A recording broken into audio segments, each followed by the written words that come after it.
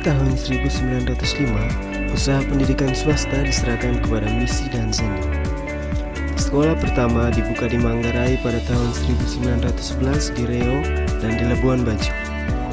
Pada tahun 1913, pemerintah Hindia Belanda mengadakan suatu kontrak kerja dengan Misi dan Zending yang dikenal dengan nama Flores Sumba Regeling.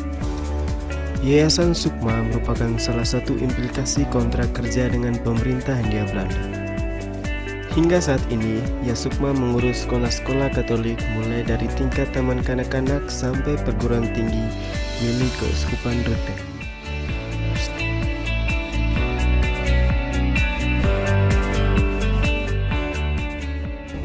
Saya diangkat menjadi ketua Yayasan Sukma itu 2014.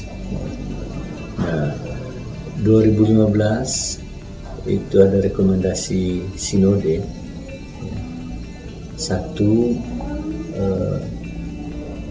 revitalisasi peran Sukma. Kemudian pembentukan Pecasuk.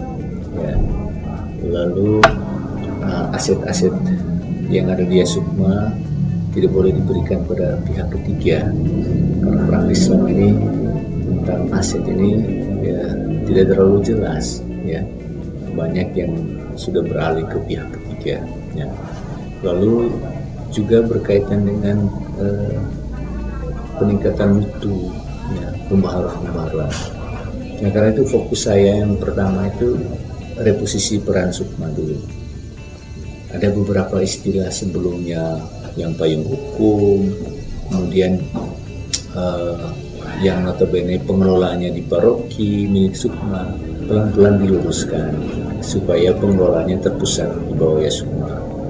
Nah, ini yang dibuat pertama. Tetapi dari keseluruhan fokus kita lebih kepada upaya untuk membuat Sukma ini mandiri, sekolah-sekolah yang mandiri. Karena sekolah Sukma ini sudah begitu lama, banyak yang sudah 50 tahun ke atas ini, tetapi sampai hari ini belum mandiri, bergantung. Karena itu menjadi program besar bagaimana mewujudkan kemandirian Sukma, kemandirian dari sekolah-sekolah ini program yang menjadi program sentral. Selain itu kita meluruskan kembali regulasi terutama apa yang menjadi kewenangan Sukma dan apa yang menjadi kewenangan dari Kecasuk, apa yang menjadi kewenangan dari sekolah-sekolah. Nah, program yang kedua yaitu berkaitan dengan bagaimana SDK ini kembali ke dalam pelukan Sukma. Karena secara hukum SDK ini milik Sukma, namun de facto dalam banyak hal dia ada di dalam kendali dan pengelolaan pemerintah daerah. Nah, terutama dari segi regulasi kita perlu luruskan bahwa pengangkatan kepala sekolah di sekolah swasta itu adalah kewenangan yayasan. Nah, karena itu demi keabsahan status kepala sekolah di SDK itu, maka yayasan berusaha untuk mengeluarkan SK untuk kepala sekolah itu.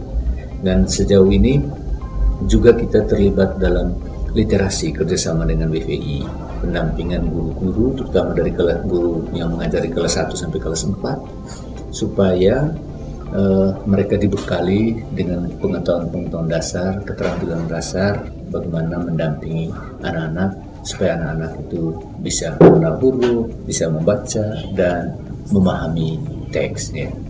Nah, itu program-program besar. Yang terakhir ini bagaimana memekarkan Yayasan Sukma. Kita mendirikan yayasan baru di Manggarai Barat yang bernama Sukma Bar. Sekarang sedang proses, diharapkan dalam waktu 1-2 bulan ini sudah ada keputusan definitif dari Menteri Hukum dan HAM.